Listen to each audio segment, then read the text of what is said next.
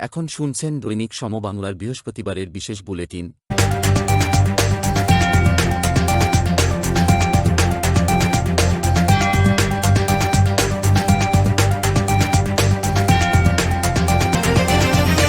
এখন শুনছেন বিস্তারিত।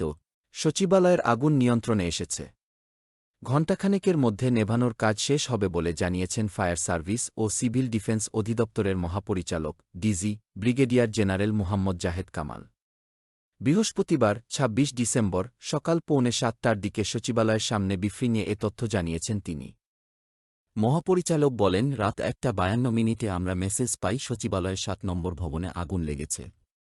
১:৫৪ মধ্যে আমাদের ইউনিট ঘটনাস্থলে পৌঁছে যায়। এ পর্যন্ত এখানে ১৯টি ইউনিট কাজ করছে। এখানে গাড়ি প্রবেশে কিছুটা সীমাবদ্ধতা আছে। বিশেষ করে বড় গাড়িগুলো ঢোকানো কঠিন ছিল। জাহেদ কামাল বলেন, সচিবালয়ের সামনের গেট ভেঙে ২টি গাড়ি ঢুকিয়েছি। এই মুহূর্তে আগুন নিয়ন্ত্রণে নিয়ে এসেছি। ৬, ৭, ৮, ৯ এই ৪টি তলায় আগুন ধরেছে। আমরা আশা করছি ঘণ্টাখানেকের মধ্যে আগুন নেভানোর কাজ শেষ হবে।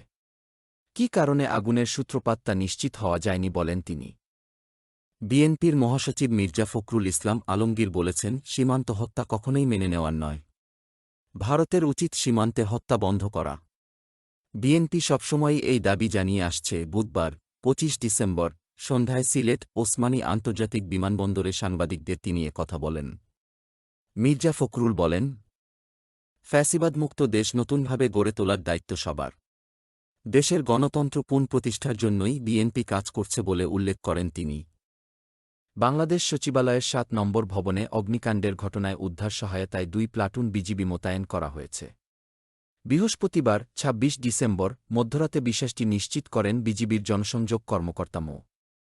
শরীফুল ইসলাম। তিনি জানান, সচিবালয়ের ৭ নম্বর ভবনে অগ্নিকাণ্ডের ঘটনায় উদ্ধার সহায়তায় বর্ডার গার্ড বাংলাদেশের বিজিবি ২ প্লাটুন বিজিবি মোতায়েন করা হয়েছে। শেষ ভালো যার সব ভালো তার ২০২৪ সালটা যেন এমনই কেটেছে বাংলাদেশ জাতীয়তাবাদী দল বিএনপির। দ্বাদশ জাতীয় সংসদ নির্বাচনকে কেন্দ্র করে বছরের শুরুতে তৎকালীন ক্ষমতাসীন সরকারের নানা ধরনের চাপ মোকাবিলা করতে হিমশিম খেয়েছে বিএনপি। আর বছরের শেষভাগে এসে ছাত্রজনতার অভ্যুত্থানে ক্ষমতার পতন হয়েছে আওয়ামী লীগের দীর্ঘ ৬ বছরের স্বৈরাচারী শাসন আমলের। শেখ হাসিনা সরকারের পতনের পর বর্তমানে দেশ গঠনের কাজে প্রধান শক্তি হিসেবে আত্মপ্রকাশ করছে বিএনপি। অন্তর্বর্তী সরকারের তথ্য ও সম্প্রচার মন্ত্রণালয়ের উপদেষ্টা মো. নাহিদ ইসলামের সঙ্গে সচিবালয়ের দপ্তরে সৌজন্য সাক্ষাৎ করেছেন চট্টগ্রাম প্রেস ক্লাব ও চট্টগ্রামের সাংবাদিক প্রতিনিধি দল। গতকাল মঙ্গলবার দুপুরে তথ্য ও সম্প্রচার মন্ত্রণালয়ের দপ্তরে সাংবাদিক নেতৃবৃন্দ উপদেষ্টার সাথে সৌজন্য সাক্ষাৎ করেন। স্বাস্থ্য অধিদপ্তরে নিজেদের নিয়ন্ত্রণ প্রতিষ্ঠায় নানা তৎপরতা শুরু করেছেন গাড়িচালকরা। কর্মকর্তাদের জিম্মি করে টাকা দাবি, লাঞ্ছিত করার ঘটনা ঘটছে। এরই মধ্যে অধিদপ্তরে কর্মরত গাড়িচালকরা একটি কমিটি গঠন করেছেন। তার আদলে বিভিন্ন শাখা কমিটিও গঠন শুরু হয়েছে। কমিটির সদস্যরা বদলি, বাণিজ্য ও নানামুখী তদবিরে মেতে উঠেছেন। এই গ্রুপটি ইতপূর্বে বর্তমান সরকারের স্বাস্থ্য উপদেষ্টাকে অপদস্থ করেছে। এমনকি বিগত সময়ে অধিদপ্তরে কাজ করেছেন এমন কর্মকর্তাদের লাঞ্ছিত ও জিম্মি করে অর্থ আদায়ের অভিযোগ উঠেছে এদের বিরুদ্ধে। এখন আন্তর্জাতিক খবর। রাশিয়া ও ইরানের মতো ২ খেলোয়াড়কে হটিয়ে সিরিয়ায় বাজিমাত করেছে তুরস্ক, কিন্তু রিসেপ তায়েপ এরদোয়ানের সাফল্যের ফল খাচ্ছে অন্য আরেকটি দেশ। আর সেই দেশ হল ইসরায়েল। সিরিয়া থেকে বাশার আল আসাদ পালানোর সঙ্গে সঙ্গেই ইসরায়েল নিজের আসল চেহারা দেখাতে শুরু করে। নিজেদের দখলে নেয় গোলান মালভূমির কৌশলগত অঞ্চল। আর সরকারবিহীন সিরিয়ার একেবারে প্রাণকেন্দ্রের কাছাকাছিও পৌঁছে যায় তারা। লাখ লাখ ইউক্রেনীয় যখন বড়দিন উদযাপনে ব্যস্ত, তখন রাশিয়া দেশটির জ্বালানি অবকাঠামোর উপর বড় ধরনের ক্ষেপণাস্ত্র ও ড্রোন হামলা চালিয়েছে। খবর বিবিসির। ইউক্রেনের প্রেসিডেন্ট ভলোদিমির জেলেনস্কি বলেছেন, রাশিয়া সচেতনভাবেই বড়দিনে হামলা চালিয়েছে। রাশিয়ার ছোড়া ১৮৪টি ক্ষেপণাস্ত্র ও ড্রোন শনাক্ত করেছে ইউক্রেনের বিমান বাহিনী। এর মধ্যে অনেক ক্ষেপণাস্ত্র ও ড্রোন ভূপাতিত করা হয়েছে বা লক্ষ্যভ্রষ্ট হয়েছে।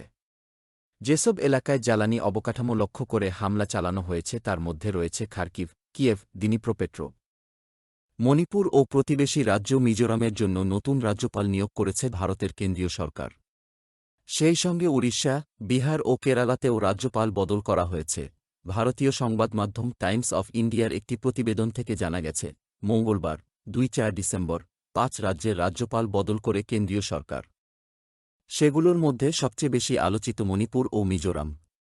কারণ দীর্ঘদিন ধরে অস্থিরতা ও সহিংসতার মধ্যে থাকা এই দুটি রাজ্য নিয়ন্ত্রণে ব্যর্থ হয়েছে মোদির জোট সরকার। আজকের মতো এখানেই শেষ, সঙ্গে থাকার জন্য ধন্যবাদ। আল্লাহ হাফেজ।